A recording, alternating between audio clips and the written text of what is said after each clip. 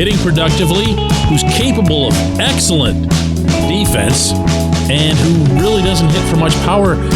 Isn't there one of those in the fold already? Good morning to you. Good Tuesday morning. I'm Dejan Kovacevic of DK Pittsburgh Sports, and this is Daily Shot of Pirates. It comes your way bright and early every weekday. If you're into football and or hockey, I also offer daily shots of Steelers and Penguins where you found this. Pirates 7, Braves 6. This, my friends, is why you do not bet on Major League Baseball.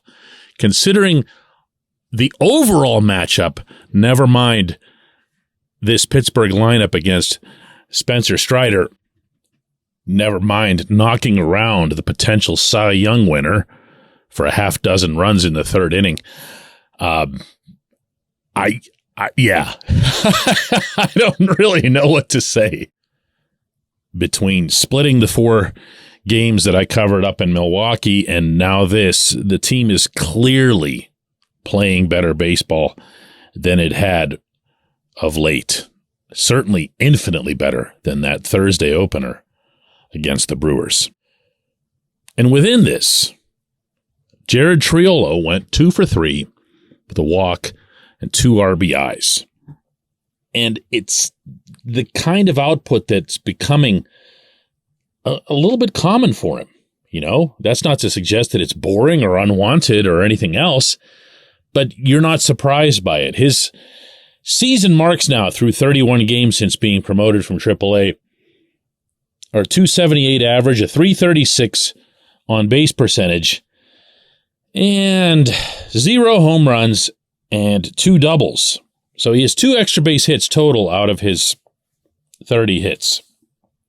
And that's just one of those sentences that's begging to trail off. You know, when you have someone who's a corner, really a corner anything, corner outfielder or corner infielder, you want to see power. Some would argue you need to see power. So while it was encouraging to see that in Milwaukee, Triolo was given a chance to play second base, and he could probably play anywhere, he is a natural third baseman. And he's very, very good at it. And he's also been very, very consistent when it comes to hitting, but hitting singles. So yeah, while I know that Brian Hayes isn't exactly Mr. Popular with the fan base at the moment, and I'm not sure that he should be. He hasn't had much of a season outside of 2 weeks a couple months ago where he found this toe tap and his timing and all of a sudden just started murdering the ball. But he's also been bogged down by a recurring, and I do mean recurring, back issue, because this goes retro for a couple of years now.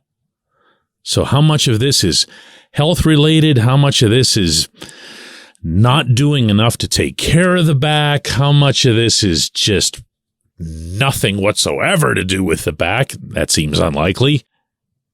Key's become something of a popular target. And again, I get it. I can't stand watching him hit at times, particularly when he freezes with the bases loaded. Or even just a couple guys on, like happened up in Milwaukee. It's maddening. It looks like there's a lack of passion, a lack of fire. And when that's combined with the big contract, which, by the way, everybody applauded at the time, myself included, it's a bad mix. It's a bad mix. Is Triolo any kind of answer for that? Meaning, is he capable of being someone who bails you out of a bad contract if that's where this ends up with Key? Yeah, I think so, because he's never going to cost very much, Triolo. When you are a corner infielder who doesn't get extra base hits, it's got some Island of Misfit Toys quality to it. You've got to be able to hit for some kind of pop. But is Triolo any kind of longer-term solution? I don't know. It depends on who you talk to inside the organization. See, Triolo hasn't shown much power at any level, certainly not when weighing home runs, but he has shown doubles and gap power and off the fence and drive it into the opposite alley. He's shown some of that, and there are people within the Pirates who believe that more of that can emerge. Now, does more of that emerging come at the cost of being as productive as he's been? How much do you value the production that he offers, considering the rest of your lineup offers very, very little, and you could actually use some hits? I don't have that answer. He's 25 years old. He's not a finished product. Again, he's only been up here for about 5 weeks. But what might be the most important thing for Triolo moving forward isn't to go hunting for power. I think it's going to be more about moving him around the diamond. That doesn't mean he'd need to play shortstop, although that would be a welcome thing. But it does mean more of second base, more of first base, where he spent some time, maybe even a little bit in the outfield. You want him to make sure he's a multifaceted asset to you. Another thing to share, this is a pretty good kid. He's a team guy. He's got a really cool demeanor about him, not over the top or anything. But, last night after the game, he was asked about the 6-run third inning and what that was like. And this is what he had to say.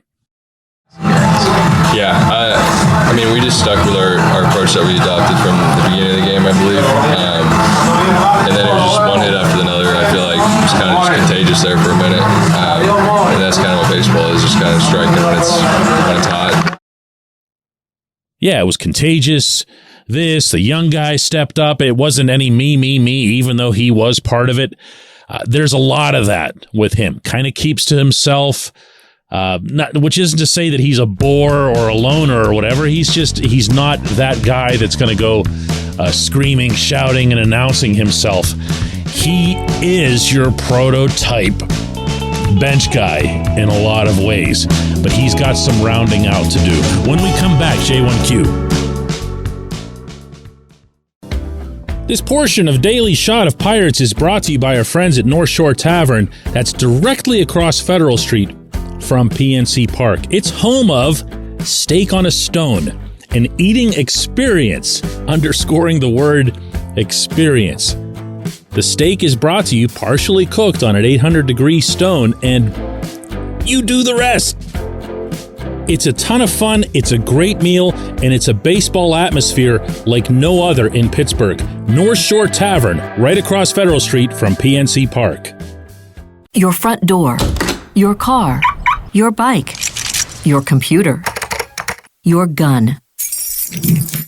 Safety is a habit. Every day you lock and secure your home and everything you want to keep safe. Gun safety and responsible storage are no different, and the best way to help prevent accidents, misuse, and theft. If you have a firearm, own it, respect it, and secure it. Visit ProjectChildSafe.org. Brought to you by the National Shooting Sports Foundation and the Bureau of Justice Assistance.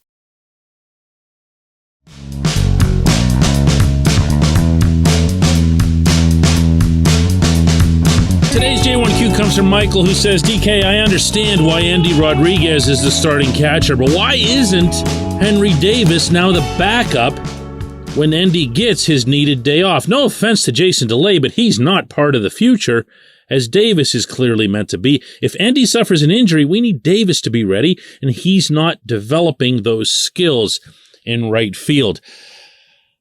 Michael, I understand that Henry made another error last night, and that would be something that would move everybody again to ask what the heck they're doing with this situation.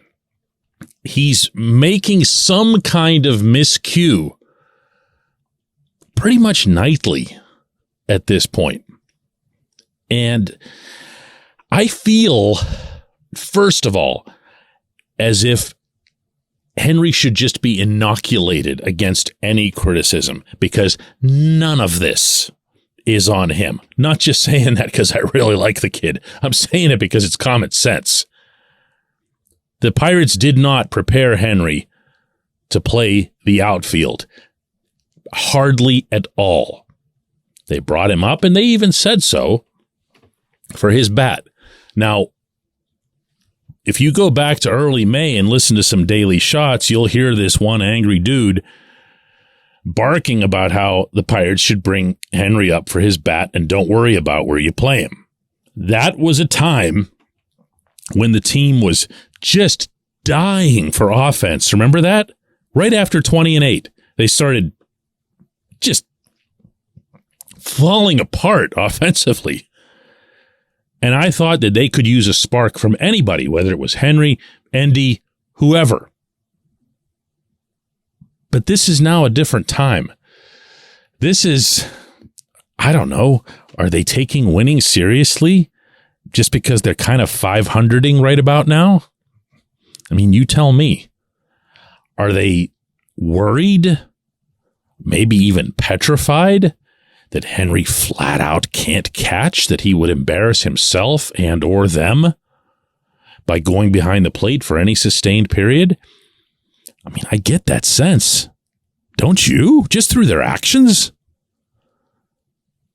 It's odd because on one hand, you understand, or at least you should understand, that the priority here would be the improvement of younger players. That's what the final 2 months of this season should be about. The improvement of younger players. And of course, in general, setting straight some of the older players. I mentioned Brian Hayes in the opening segment. You could put Brian Reynolds into that same category. You could put Mitch Keller into that same category.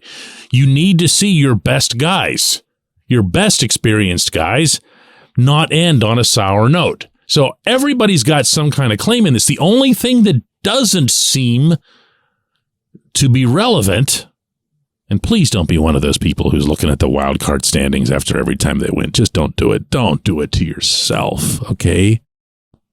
Is winning. Is the outcome of a given game. They're nice. They're always welcome. I emphasize that as much as anybody when it comes to this franchise, because heaven knows they don't do it internally. But is it more important than having Henry be a catcher?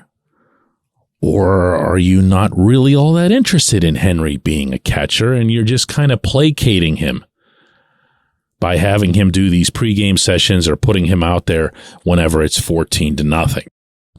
It's a tough spot. It's a tough spot.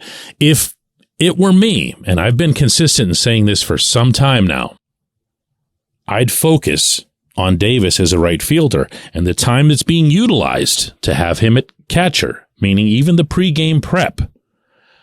I'd be investing instead in perfecting his outfield skills.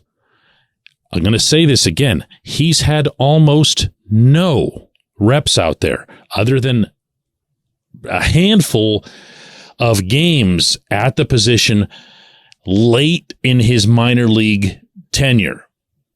They put him there and they had him there 2-3 days a week. And that's not it. He needs to be working with an outfield coach, with outfield video instruction, with analysis of what it is that he's doing or not doing out there in terms of reading the ball, in terms of pursuing the ball, in terms of getting his glove down on ground balls. We've now seen that happen several times. Because the other benefit to having Henry in right field is he's got that 80 arm. And you can say whatever you want about the impact that a catcher can have behind the plate and throwing runners out, except that you also have to realize that in 2023, that's declined for all catchers. It's just not as big a part of the game. Whereas we have witnessed Henry have an impact with his arm from right field.